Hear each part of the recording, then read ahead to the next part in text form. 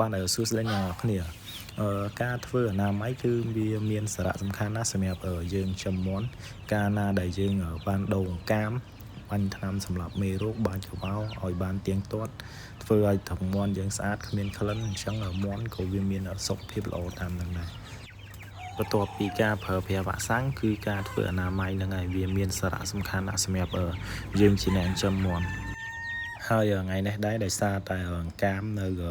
thùng mòn bỏ nhóm viên miền lẹ khả năng hiện lên mũ chớn trong việc bài sập liền bỏ máy vì miền thùng lần tích tích chẳng ở nhóm chặt bắt đầu mở đồ cam thằng mấy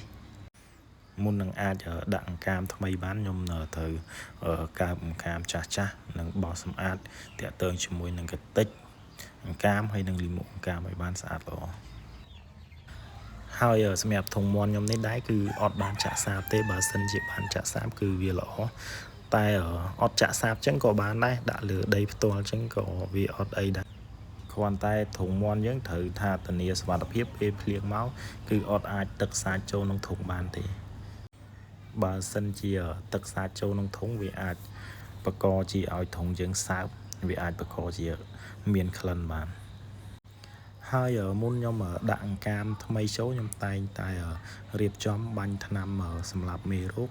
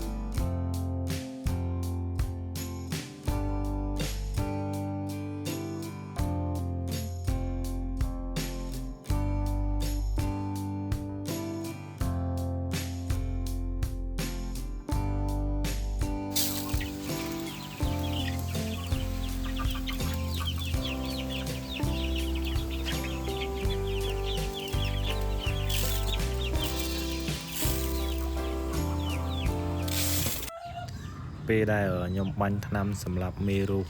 រួចរាល់ហើយខ្ញុំតែងតែបាច់កវ៉ាល់សម្រាប់មេរោគវាមកតង់ទៀត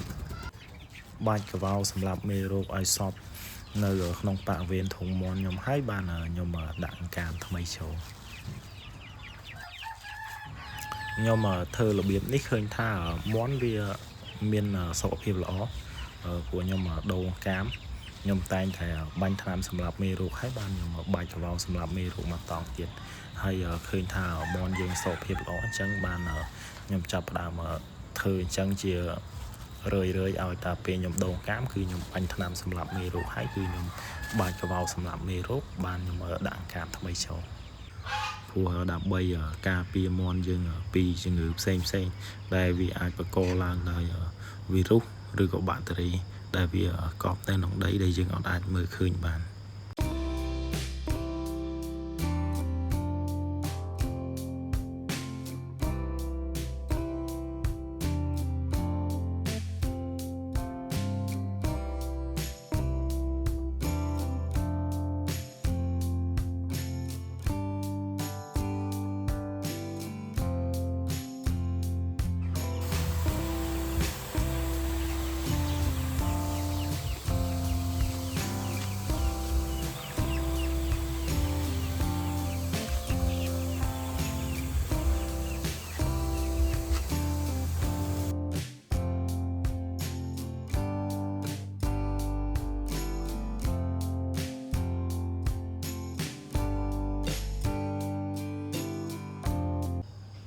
ហើយខែនេះវាភ្លៀងច្រើន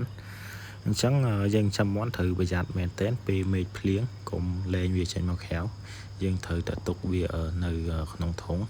ចាំថ្ងៃណាដែលមេឃស្លាស់ល្អអត់មានទឹកដក់នៅក្នុងប៉ាវេនដែលយើងលែងមន់ហ្នឹងចាំយើងលែងមន់យើងចេញមកក្រៅព្រោះតែយើងលែងមន់ពេលមេឃភ្លៀង ឬក៏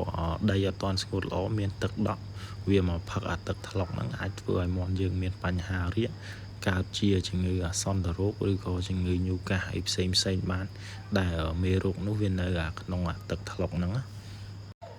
តួមាន់យើងបានប្រើវ៉ាក់សាំងធំត្រូវអស់ពិតមែនតែគ្រាន់តែជំងឺវាមានច្រើនប្រភេទអញ្ចឹងយើងអាចការពារអស់ទេអញ្ចឹងយើងត្រូវតែប្រុងប្រយ័ត្នពេលដែលមានមេឃភ្លៀងមកយើងកុំលែងមាន់យើងចេញមកក្រៅចាំពេលដែលមេឃបើកថ្ងៃដីស្ងួតល្អចាំយើងលែងមាន់យើងចេញមកក្រៅយើងឲ្យវានៅក្នុងធុងសិនទៅពេលមេឃភ្លៀងនិងដីអត់ទាន់ស្ងួតល្អ